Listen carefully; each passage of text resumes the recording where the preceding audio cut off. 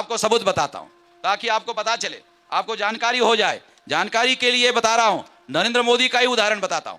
नरेंद्र मोदी का, वाराणसी में नरेंद्र मोदी चुनाव लड़ रहे थे और वाराणसी में नरेंद्र मोदी चुनाव लड़ रहे थे। नरेंद्र मोदी के चुनाव में 11 लाख लोगों ने वोट डाले। मशीन से कितना निकलना चाहिए था? 11 लाख। 11 लाख लोगों ने वोट डाले, 11 लाख वोट निकलने चाहिए थे। कितने निकले? 12,87,000। 1,87,000 वोट नरेंद्र मोदी के चुनाव क्षेत्र से, वाराणसी से ज्यादा निकले। अरे इतने तेजी से तो मुर्गी अंडा नहीं देती, वो ईवीएम मशीन वोट दे रही थी। वाराणसी में नरेंद्र मोदी के चुनाव क्षेत्र में ऐसा हुआ, नरेंद्र मोदी के चुनाव क्षेत्र में ऐसा हुआ। और 373 लोकसभा का डाटा मेरे पास है, चुनाव आयोग ने लिख कर दिया।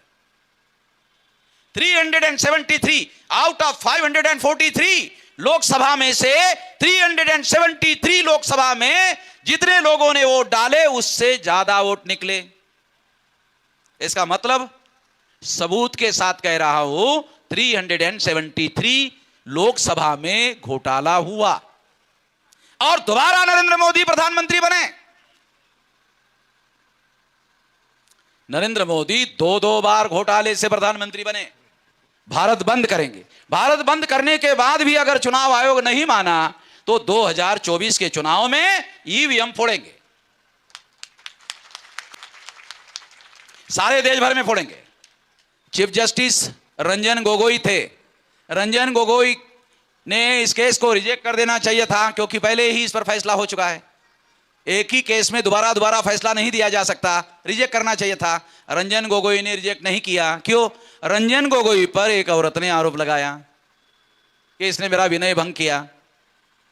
इसलिए दूसरे नंबर का जो वकील जज था, जस्टिस बोबड़े, शरद बोबड़े, जो उसका दादा आरएसएस के वकील विंग का राष्ट्रीय संस्थापक अध्यक्ष था, उसका पोता सुप्रीम कोर्ट का दूसरे नंबर का जज था, उसकी अध्यक्षता में 7 जज का बेंच बैठा।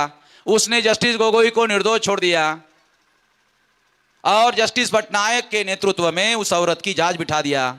जस्टिस पटनायक ने उस औरत को निर्दोष छोड़ दिया। दोनों निर्दोष, आरोप करने वाली औरत भी निर्दोष और जस्टिस गोगोई भी निर्दोष, आरोपी भी निर्दोष, दोनों निर्दोष। ऐसा हो नहीं सकता, मगर ऐसा हुआ।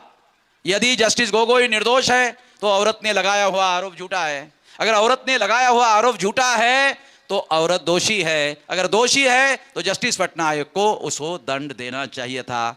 उसको निर्दोष क्यों छोड़ा? इसका मतलब है ये सारा का सारा बनाव किया गया था। अगर मैं चुनाव आयोग को कहता हूं ये मेरे जजमेंट के अनुसार रिकाउंटिंग करो, तो चुनाव आयोग कहेगा ये आपका पुराना हो गया है, नया आ गया है 1% का। मैं ये 1% का मानूंगा। इसके लिए ये सारा का सारा बनाव किया गया।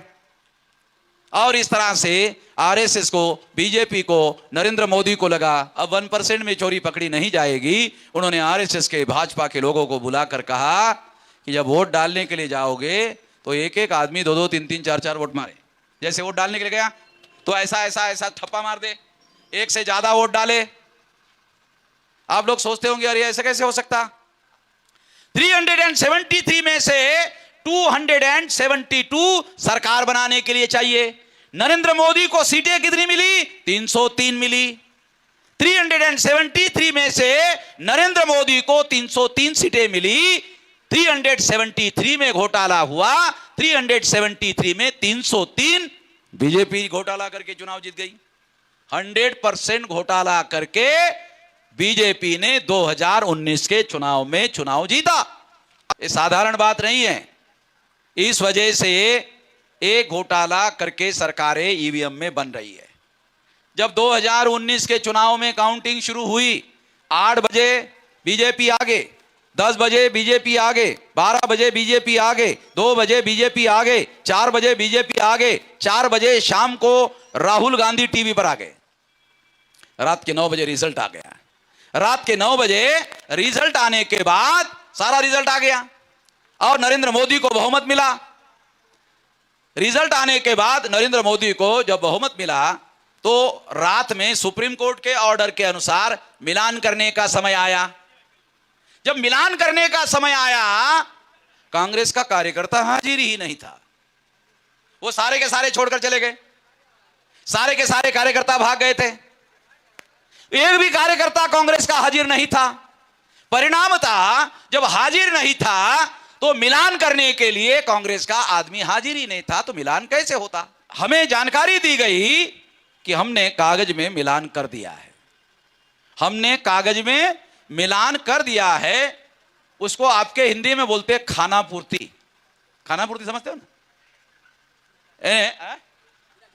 बिना जांचे परखे, हमारे अधिकारी रहे उनको मालूम है, बिना जांचे परखे कागज में लिख दिया, हाँ हाँ बराबर हो गया है, ठीक हो गया है, अब कुछ गड़बड़ी नहीं है, ऐसा रिपोर्ट चीफ इलेक्शन कमिश्नर को भेज दिया। चीफ इलेक्शन कमिश्नर ने मान लिया, मामला खत्म हो गया।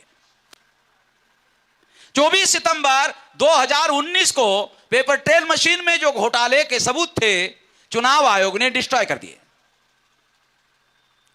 24 सितंबर 2019 लोकसभा के चुनाव के जो घोटाले के सबूत पेपर ट्रेल मशीन में थे, 24 सितंबर 2019 को उन्होंने डिस्ट्रॉय कर दिया।